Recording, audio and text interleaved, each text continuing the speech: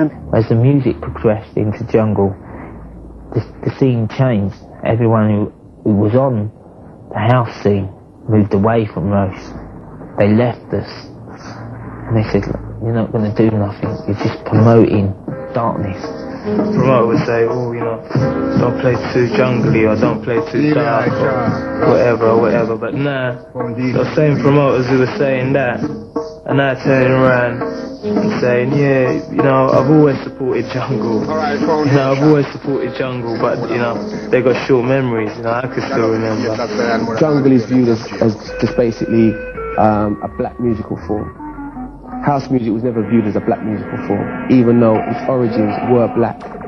It was looked on as a multicultural musical form. Jungle is not looked on like that. Jungle is looked on like as the ragamuffin of house. If you want to go, you can't go to certain jungle raves because, you know, them black guys there, they might just whatever, and it's kind of rough and, you know, it's a bit dangerous, which is all the stereotypes are creeping back in. Because it's now a black and white thing, that's why it's even worse. That's why the segregation is even more so being perpetrated by the media.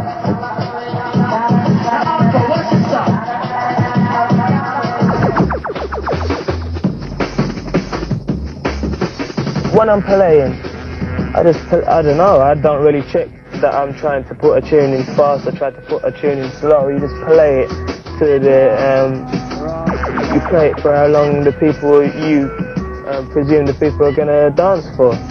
You know, you just look at them. Got to keep your eye on the crowd. Somebody told me that one time, long time ago. And I used to do scratching. I used to be scratching and scratching and scratching away. And when I looked, you know, and to me, I'm doing the best thing on earth. And I'm scratching away. And when I looked up now, well, actually, no, I don't think I ever did look up. Until somebody said to me, Ron, you know what I mean? Look at what you're doing. And when I looked up, everybody was just sort of like standing there, staring. No one was dancing, nothing like that. And from then, it sort of like stuck with me that if you're going to DJ, you just got to look up and play for the people.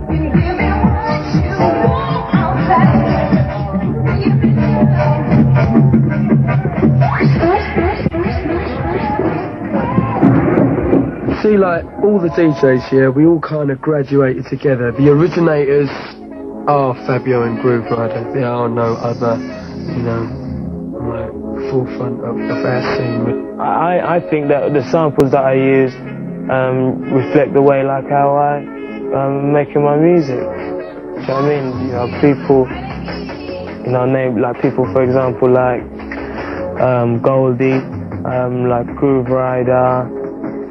Who's another very good example? You know, the guys who do the Tom and Jerry stuff, generally a lot of the Reinforced guys, you know, they're just this grown-up sort of air to their music. That's what's happening now. More and more people are growing within the music. Like, say they were 16 then, they've started, like, producing. They're starting to mature now. And that's why the music will become better and better.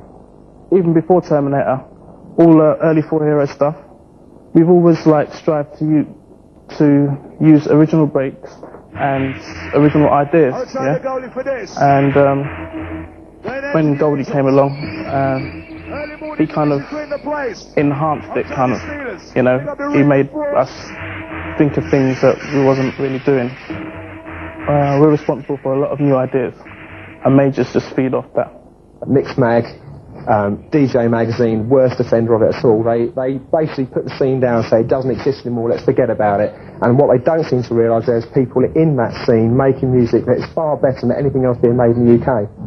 And that will always happen, because one thing about the breakbeat scene, it is innovative in its own way.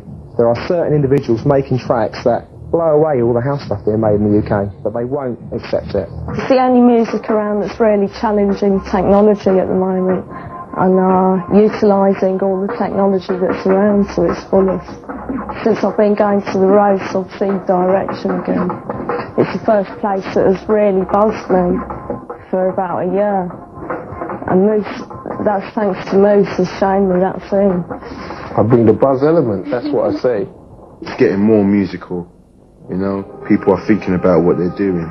There was a time when music was being made, and everyone was just putting in reggae samples, and it wasn't really meaning nothing. But if you listen to the music now, you know, it's got harmonies, it's got violins, it's music. There's certain tunes that are delivering different styles of jungle. Jungle isn't just one thing, as I said before. Jungle covers a whole variety of different elements. It's only that certain people are hearing certain tunes and saying, oh, that's jungle. The mass media never take it seriously because they'll only be in it as long as it's making them money. Do you know what I mean? It's the same with anything really. You just if you believe in it strongly, and we do, this is why our scene is underground, do you know what I mean? But yet, saying that, we still have the biggest parties going about.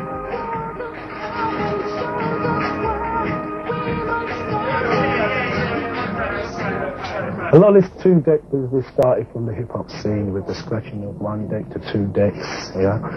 Well, then it moved on to the hardcore scene, mixing up two beats. A lot of the DJs followed the fashion of chopping up with the crossfader.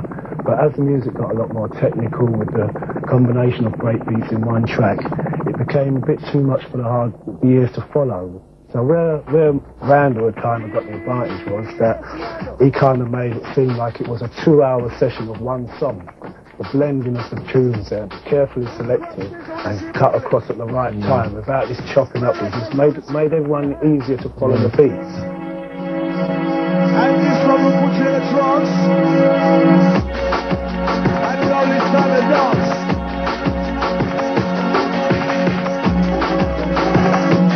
Paradise Club, what's good about it is the sound, and because it's a closed off, it's not a big venue. It's just like a venue that's just like, it holds just the right people, so they can get a vibe in there, you know, and people come up there to hear their tunes. A lot of DJs pass through and everything. It's like everyone knows each other.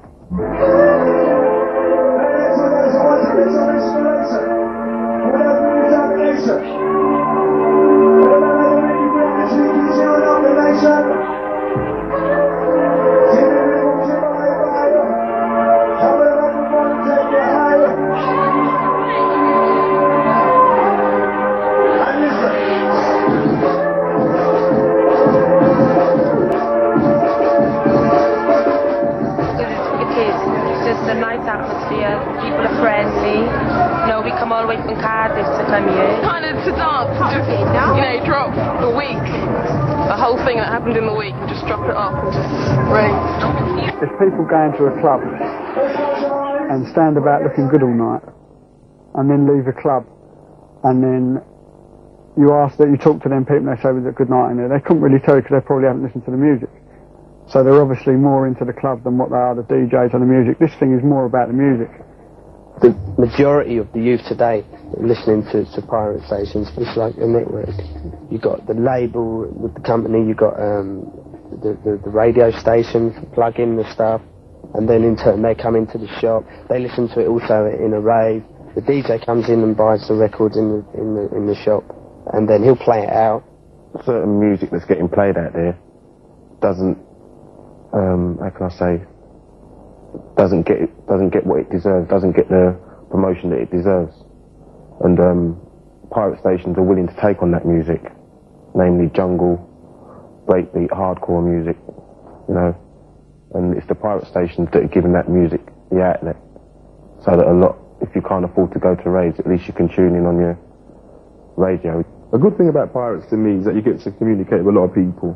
You know, that's the main thing with me. It's just the atmosphere, the family atmosphere. Like, we have some regulars who we hear, they send out shouts to different people, and they hear other people that phone up just as regular. And after a while, it's like, yeah, they send out a shout to the regular caller. And that regular caller send one back out to them, and the next minute you hear they're both ringing from the same house.